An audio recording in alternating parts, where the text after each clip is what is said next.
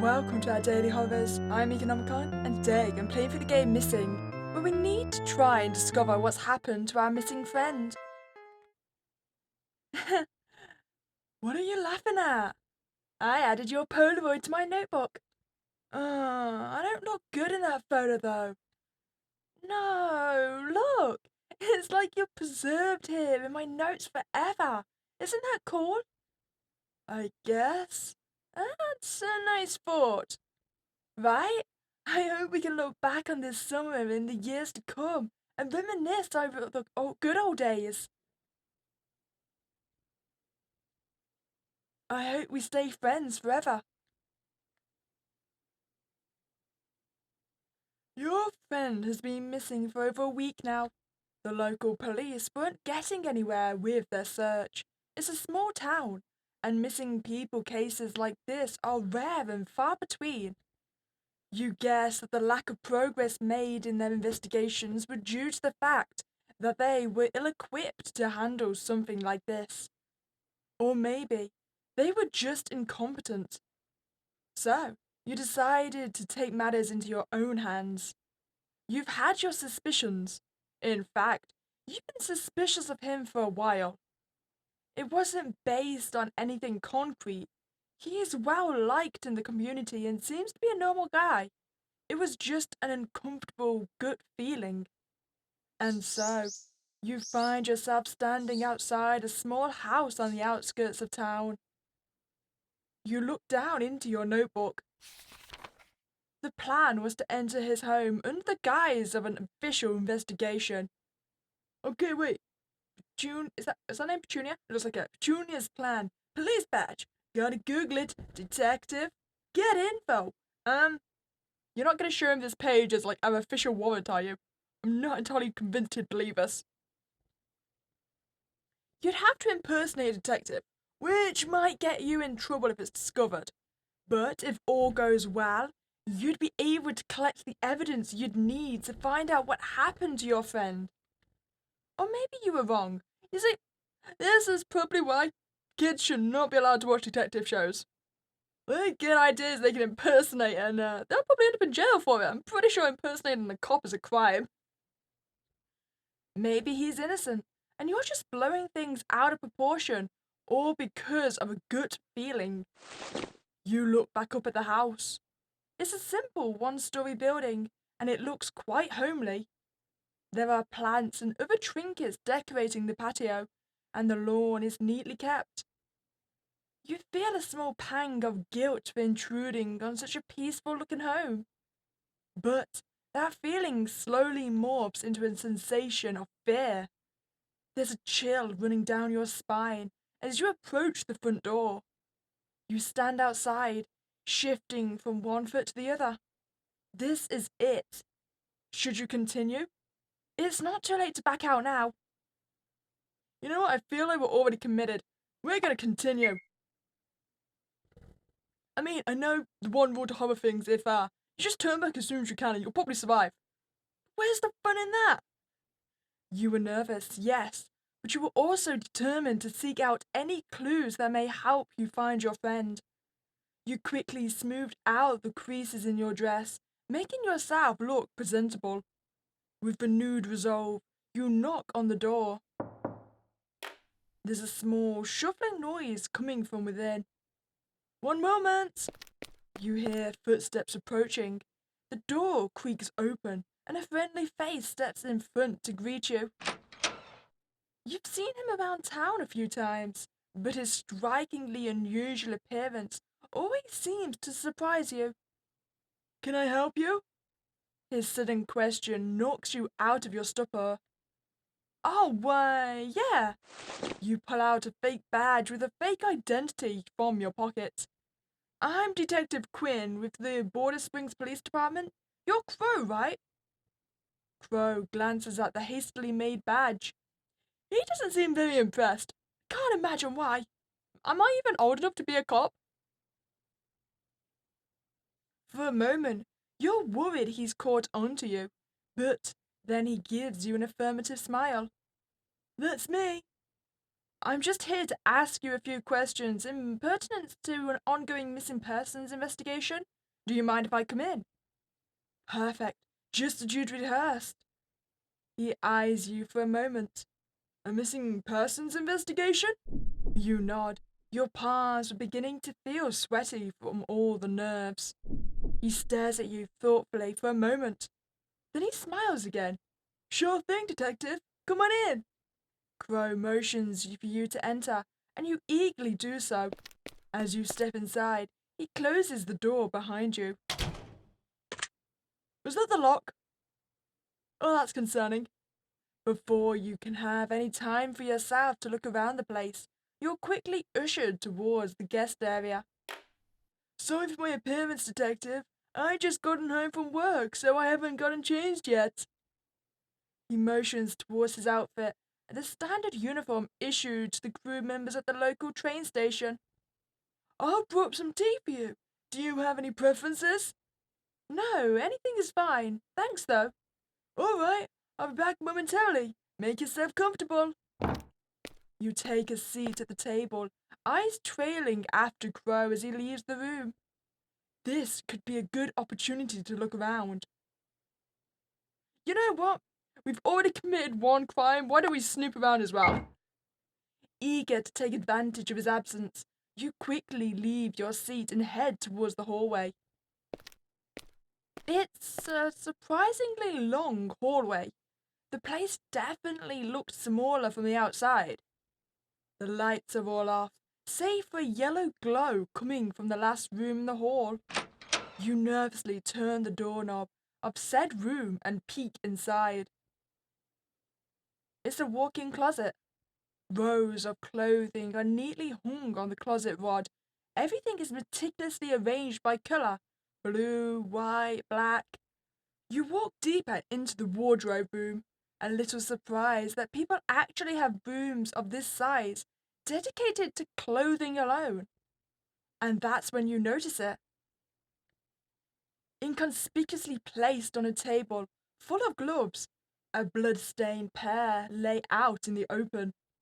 You shakily step closer to get a better look, reaching out to pick up the piece of evidence you needed. Don't tell me we did this barehanded. Are we trying to incriminate ourselves? I came to grab a new pair of gloves, but I didn't expect you to have beat me to it. You nearly jump out of your skin at the sudden noise. Sheepishly, you turn to face Crow, who is leaning against the doorway. Upon your repositioning, he notices the specific article of clothing you were trying to grab. Ah, that. He smiles. I was field dressing a rabbit the other day. And don't worry, I've got a license. It was understandable. Many residents of Border Springs participated in the hunting of wild game during the season. But despite that, you still felt chills going down your spine. Now, I am a little uncomfortable with a young lady such as yourself going through my clothes. How about we call it a day here? I do have some matters to attend to. You nod meekly, embarrassed that he'd caught you at such a bad time, and you are swiftly escorted out of his home. Oh, empty too! Empty-handed. Curses! Well, I mean, it is kind of implying that he will have been involved, right? I mean, who believes the story about a rabbit's blood? Okay. So I'm guessing then one ending is going to be just walking away instantly. And then another ending, I think there's 5 in total, so we're going to have to go along and just wait for him to come back. We'll do that one next. Okay, so this time, how about we just wait for him to return? You decide to play it safe and wait for a while reviewing old notes. You pull out your notebook and pen from inside your pockets and flip through the pages. And there he was, Crow. You couldn't find much information on him. You weren't even able to find his last name. He has virtually no social media presence, nor any close friends who do. He seems to be the easygoing type, but keeps to himself most of the time. You rub at your eyes in frustration. You'd spent the last week tailing him in secret, But that was the extent of what you found. He lived such a painfully normal and boring life that you almost felt bad for the guy. But despite all that, your instincts were telling you that he was dangerous. And that's why you're here now. Your train of thought is broken as you hear the sound of running water going off in the kitchen. Stay in our seat, I think. Unable to muster the courage to leave your seat, you stay put in your spot, fingers nervously tapping the edge of the table. The whistling of the kettle goes off in the kitchen, and you can hear the clatter of cups and utensils as Crow prepares the tea. After a few minutes, he returns with a silver tray in hand. He gently sets down a piping hot cup in front of you. Sugar? I'll pass. He sits down across from you. He doesn't touch his tea. So, what did you come to me for? Ask him out! Why is that an option? You know what? I kind of feel like we've got to ask him out just because I don't know why that option is here. We're gonna ask him out. Are you serious? Yes. Yes, you gave me the option and now I must see it through.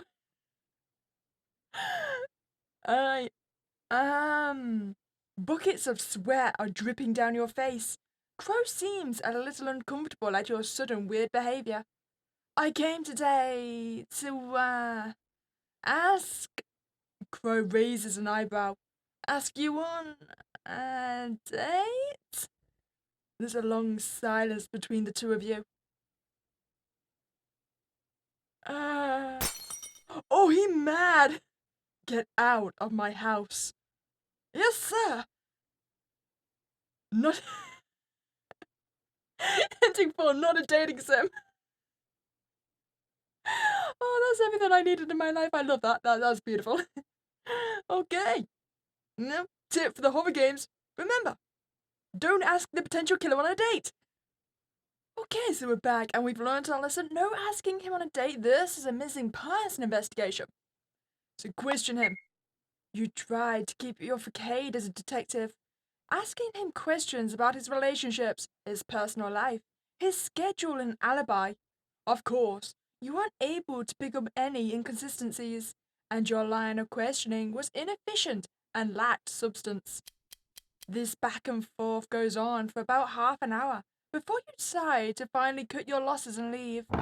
You rise from your seat, tucking away your notebook and pen back into your pocket. Will that be all, Detective Quinn? You sigh and gave a small nod, making your way towards the front door. We're gonna get attacked, aren't we? Crow trails behind you, seeing you out. There's a feeling of defeat from not having gotten anything worthwhile out of this whole encounter, but you thank him for his time anyway. Glad to have been of help, Detective. You give a half-hearted nod as you walk across his front lawn. If you ever need more assistance with that investigation of yours, do feel free to come by for tea again sometime. Petunia Floors. You stumble mid-step. You never told him your real name. You turn back to face him, but he was already gone. Ending 3 playing detective. Wow, I thought that was actually going to be the good ending considering we didn't go Snoop. Okay, well, we're going to go Snoop now. Okay, so we're back here, and this time we're going to go check out the house and have a little bit of a snoop around. Now that it sounded like he was preoccupied with whatever was going on in the kitchen, you decided to take this time to explore the rest of the house. You quietly leave your seat, scurrying over to a dark hallway. The lights are all off, so you had quite a bit of trouble navigating from room to room. One by one, down the hall, you peeked into each room, a restroom, a storage room, a bedroom, and finally, a closet. You sigh, rubbing tightly at your eyes. It was difficult to see anything in these conditions. As you are about to leave the closet, you slip briefly on a rug. Shoot! You quickly move to readjust the displaced floor covering, but notice something peculiar as you do. A trapdoor hidden underneath. You feel your heartbeat quicken. If we go down there, we're gonna die. We know that, right? I mean, he is gonna absolutely know where we've gone. Cautiously, you lift the heavy door and peer inside. Complete darkness. You take a step down. And then another. Oh, there's no way he hasn't heard this. Until you reach the end. By now, your eyes have adjusted to the dim setting. There's a strange smell down here. You cover your mouth to mask the odor, but it permeates through the air regardless. And then you see it. A wall strewn with pictures of them. Your missing friend. Red ink is scribbled all over every photograph, proclamations of love towards them, and threats of violence towards anyone else who dared interfere. You back up a little out of the sight. You froze. That wasn't you. It came from behind. Ah, now you've done it. I was going to let you go, you know, Detective Quinn. Or should I say Petunia Floss? I thought about humoring you in your little game of detective might satisfy that troublesome sixth sense of yours. But I can't believe you managed to sniff this place out. A shame, really. A shame. Out of all the inconveniences in my way, you were still tolerable to some extent. He pulls out a needle. There's a murky substance inside. I do hope you don't take this personally. I was going to let you go. Really. Promise. But the circumstances have changed. And, well, I can't have you getting in the way of my love. Ending 5. Missing. Have you seen this girl? I told you that was gonna happen if we went down to the deep dark pit. Okay, now we've just got to find our first ending, the last one we need, which is clearly, we just need to back out. We just need to leave and not go investigate. You bite your lips nervously. This was a bad idea. There were so many things that could go wrong. For all you'd know, he could be completely innocent. You'd be accusing him of a crime he didn't do and trespassing into his private property. On top of that, you'd definitely get into some legal trouble if you were found impersonating an authority figure. Head hanging low, you step back from the door. For a moment, your friend's smiling face flashes in your head. You take one last look at the house, and then you leave. Ending 1, coward. I mean, if it's any consolation, you wouldn't have found your friend regardless. There is no happy ending for the friend, I'm afraid.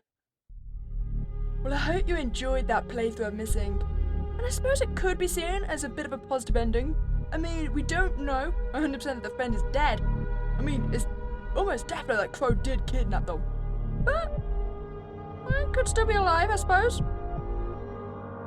As always, if you want to check out the game, I'll leave the link in the description below. If you enjoyed your time here, then please remember to like this video and subscribe to this channel. But other than that, it was a spooky day, and I'll catch you next time, guys.